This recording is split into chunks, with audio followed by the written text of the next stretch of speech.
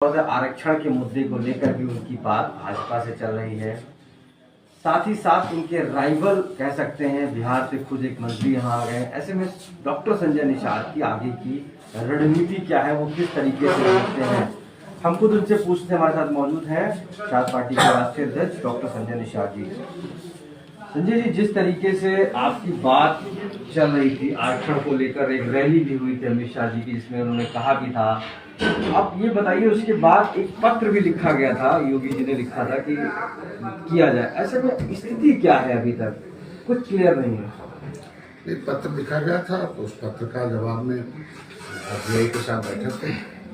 और 70 साल बाद registrar general of census of India, जिसे जानते भी नहीं थे कि अनुसूचित जात का मानक वही तय करता कि कौन अनुसूचित जात होगा, कौन पिछड़ा होगा।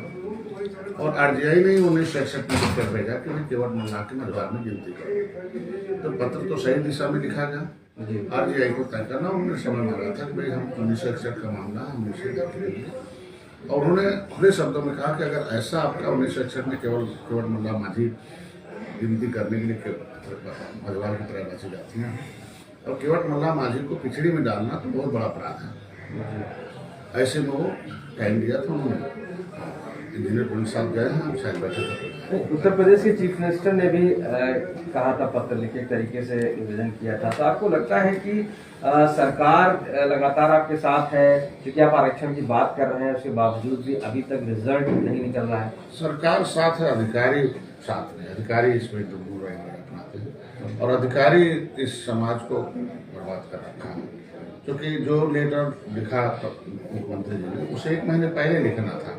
वो ड्राफ्टिंग हमने महीने पहले पत्र दे रखा था उसे, और उसे देना चाहिए था। दूसरी बात आपने कहा, ये तो आरक्षण जो है विकास की मुख्यधारा में लाने के लिए ये अवसर प्रदान करता है। हमारा समाज विकास की मुख्यधारा से कोसों दूर है। इसे रास्ते से भटका दिया गया कि संविधान में जो लिखा है उसे हटा दिया कि मझवार, गौड़, तुरैया ये क्या है, इन्हें हटा दिया गया। केवट मल्लाह जो उनकी पर्यायवाची जातियां हैं उनके नाम का उपयोग किया गया। जब संविधान को कोई भूल जाएगा, क्योंकि देखिए संविधान से जो है, संविधान उन्हें किसी को आरक्षण देता है, संविधान से सुरक्षा मिलती, संविधान से न्याय मिलता, संविधान आदमी को हाकिम बनाता है।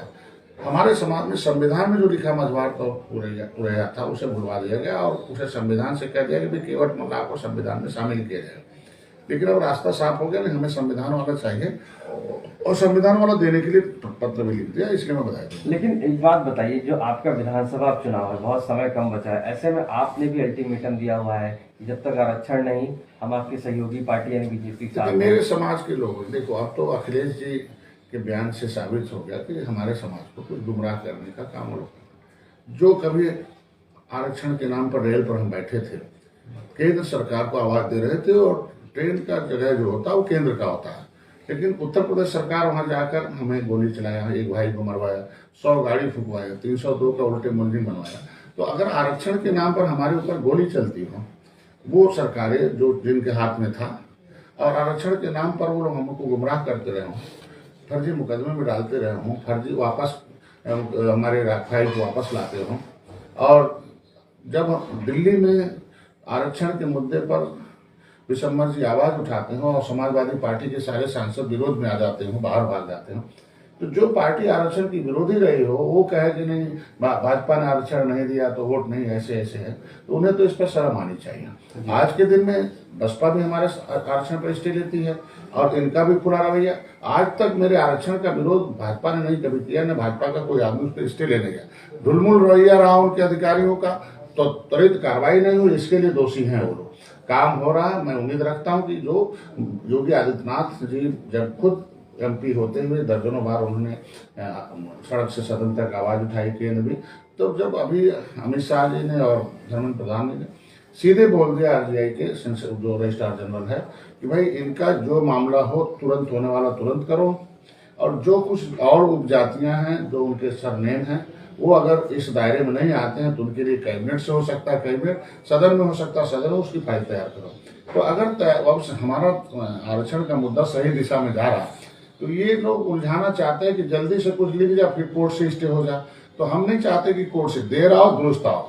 हमारा मुद्दा, मैंने अगर समाज को प्रमाण इकट्ठा करके आरक्षण तुम्हारा हक है, संविधान में लिखा है 1931 से चला आ रहा है, तुम्हारे आरक्षण के मुद्दे से हम तुम्हारे एमएलसी बने। तो अगर मैं प्रमाण दिया और प्रमाण देकर किताब लिखकर जगाया तो मेरी जिम्मेदारी बन रही, उनका प्रमाण पत्र जारी भी कराऊंगा। जिसने प्रमाण पत्र को गायब कराया हो, ये सपा और बसपा के सहयोग से केंद्र की सरकार चल रही थी, मेरी वो फाइल ही गायब करा रखा है। मैंने केंद्र में मुकुल वासनिक शैलजा के खिलाफ मुकदमा लिखा रखा है। तो जो हमने प्रमाण इकट्ठे किए हम, तो प्रमाण पत्र भी मैं ही दिलाऊंगा और मेरा ये जिद है मेरी पार्टी का। लेकिन प्रमाण पत्र दिलाने के जो अड़चने बीच में रहेंगे उसे खत्म करा के दिलाऊंगा, जिससे कोर्ट में स्टे न मिले। नहीं, साफ तौर तो ये है कि अब भाजपा सहयोगी के साथ आप रहेंगे, क्योंकि समाजवादी पार्टी और बसपा के साथ आप बता रहे हैं जिस तरीके से आरक्षण की विरोधी रही है और हमेशा अड़चन लगाई है। लेकिन एक सवाल ये उठता है कि आपके पास अभी चुनाव चिन्ह नहीं है। आपको लगता है कि चुनाव चिन्ह न होने की वजह से भी आपको अब भाजपा के साथ जाना पड़ेगा, क्योंकि वो भी एक बड़ी समस्या है? मैं चुनाव चिन्ह 2017 में चुनाव लड़ा, मध्य प्रदेश में लड़ा, छत्तीसगढ़ में चुनाव लड़ा। तो अगर मैं चुनाव लड़ चुका हूँ प्रदेश में, उत्तर प्रदेश में चुनाव लड़ा, लोकसभा चुनाव नहीं लड़ा था, तो चुनाव चिन्ह है, अभी रजिस्टर्ड नहीं है। ऐसे 333 पार्टियां चुनाव लड़ी थी उत्तर प्रदेश में। नियम है कि अब हमें 1 महीने पहले मिलेगा, जब हम आचार संहिता लगेगा उसकी प्रक्रिया होगी तो मिलेगा। और भोजन भरी थाली मेरा तब भी था और अब भी है। ऐसे में केवल सपा का चुनाव चिन्ह, बसपा का चुनाव चिन्ह और आरएलडी का चुनाव चिन्ह और कांग्रेस का चुनाव चिन्ह, भाजपा का चुनाव चिन्ह के अलावा किसी का चुनाव चिन्ह फिक्स नहीं है और न तो रजिस्टर्ड है। रजिस्टर्ड तब होगा जब मैं 7 विधायक जिता लूँ और 11% वोट आए।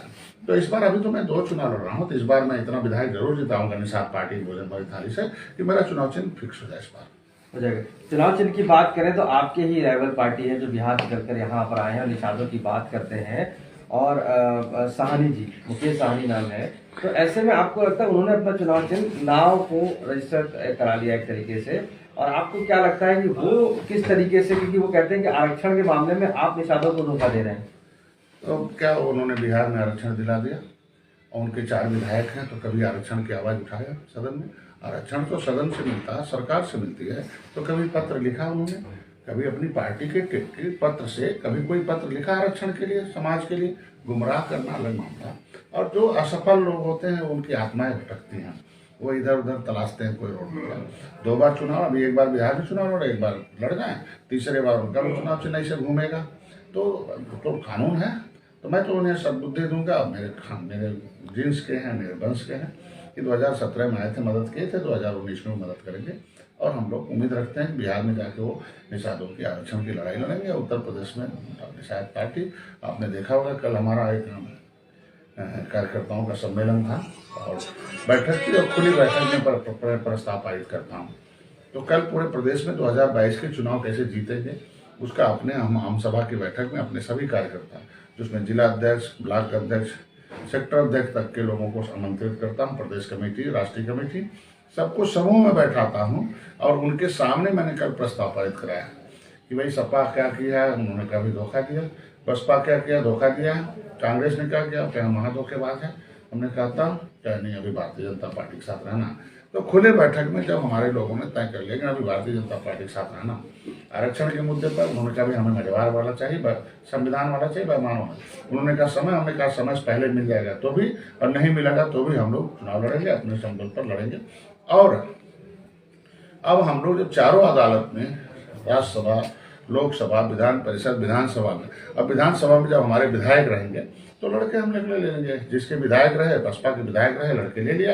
जब तक उनके विधायक नहीं बने थे तब तक वो भी ऐसे उनकी भटक रहे थे सड़क पर। अब हम लोग विधायक बनाएंगे और विधायक बनाकर लिखवा के लाएंगे, और उसमें कोई बात नहीं है। अच्छा, एक बहुत महत्वपूर्ण सवाल है, काफी टाइम से पूछता भी रहा हूँ आपसे कि सीटों को लेकर एक जो बातचीत रही है, क्या आपकी कुछ फाइनल हुआ है, कोई बातचीत हुई है? कितनी सीटों मैंने पे आप बताया, लड़ेंगे? मैंने बोल चुका उस पर कि लगभग 2 दर्जन सीटें हमें मिलेंगी और उस पर निषाद पार्टी अपने वजन भरी थाली से लड़ेगी। अब कौन सी सीटें कहाँ होंगी ये रणनीति का सवाल है, हम लोग बैठक करके तय करेंगे और जल्दी तय हो जाएगा। तो ऐसे में आप मानते हैं कि आखिर जो एक निषाद है, जो भटका हुआ कह सकते हैं, चाहे वो साहनी जी के साथ हो या आपके साथ हो, वो किधर जाए? क्योंकि वो कंफ्यूजन है, वो भी अपनी प्रचार प्रसार में लगे, आप भी लगे। उत्तर प्रदेश में 2 पार्टी के निषादों के लिए कैश और कैडर में बहुत अंतर होता है।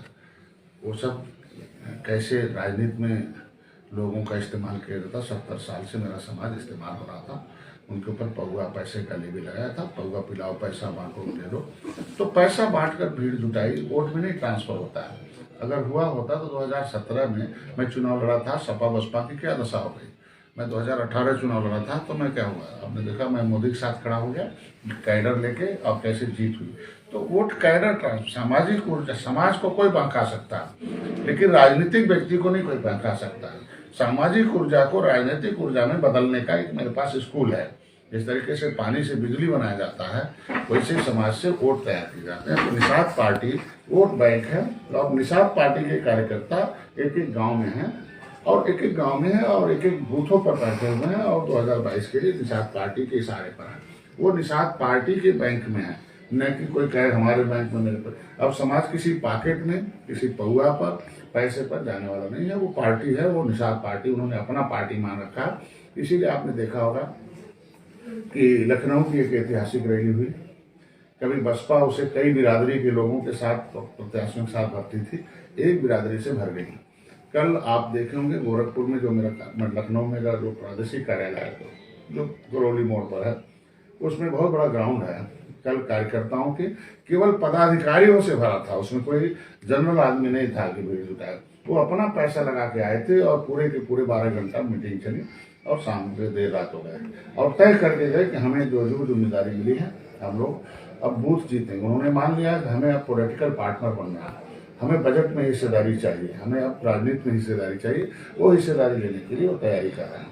इधर उधर किसी के बहकावे नहीं आ सकते। बहुत नेता आते और जाते हैं। अब नेताओं के चक्कर में नेता के साथ नहीं है वोट। पहले बसपा में नेता के साथ वोट रहता था, वो उनके पार्टी के साथ आ गए, और देखो पार्टी खड़ा करके अपना हिस्सा ले लिया। यादव भाई भी ऐसे बहके थे, मुलायम सिंह जब पार्टी लेके आए तो पार्टी के साथ उनका समाज हो गया। उसी के उत्तर प्रदेश बहुत लालू आते थे बहकाने के लिए, लेकिन यादव नहीं बहका, बल्कि लालू को बाइक जाना पड़ा। उत्तर प्रदेश का निषाद भी किसी और को बर्दाश्त नहीं करने वाला है, वो निषाद पार्टी है। आरक्षण के मुद्दे पर उन्होंने मान लिया कि डॉक्टर संजय के साथ रहना है, लड़ाई करना। डॉक्टर संजय ने प्रमाण इकट्ठा किए हैं, किताब लिखे हैं, जगाए हैं, तो प्रमाण पत्र भी जारी कराएंगे, लेकिन वो बेईमान वाला नहीं, संविधान वाला जारी करेगा। और संविधान की एक प्रक्रिया है, थोड़ा सतत प्रक्रिया चलती है, उसके लिए रेगुलेटर होगा, और देखो आरबीआई से आ जाएगा और आसानी से मिल जाएगा। मेरे लोग मजबार का सर्टिफिकेट, भाजपा के रास्ते साफ है नहीं, निश्चित रूप से भाजपा 2000। देखो निषाद जिस नाव पर रहता है उसे कभी डूबने नहीं देता है, और निषाद पार्टी के नाम पर भारतीय जनता पार्टी साथ में है, कैसे हम लोग डूबने देंगे। और दूसरी बात ये पहले बताइए कि वो इस समय वर्तमान जज हैं दिल्ली और उत्तर प्रदेश में। कौन ऐसा समाज होगा कि जो रिटायर्ड जज के पास जाए। 30 साल से तो साइकिल को, 30 साल से हाथी को हम लोगों ने अवसर दिया था, तो क्या एक भी लाइन कलम चलाया था निषादों के लिए? और नहीं, जितने निषाद नेता थे खत्म हो गए हैं। जो भी आवाज उठाया वो खत्म हो गया। कम से कम मैं आवाज उठाने वाला हूँ, मेरी सुरक्षा तो दिया भाई श्रेणी की कि मैं जिंदा रहूँ, मरवाने देंगे आवाज की उठा रहे हैं। तो आज के दिन में सभी पार्टियों को अवसर निषादों ने दिया था। अब भारतीय जनता पार्टी के साथ वोट नहीं, पार्टनर बन के साथ है, और अपने हिस्से को दिखाने की शक्ति रखती है 2022 में। धन्यवाद।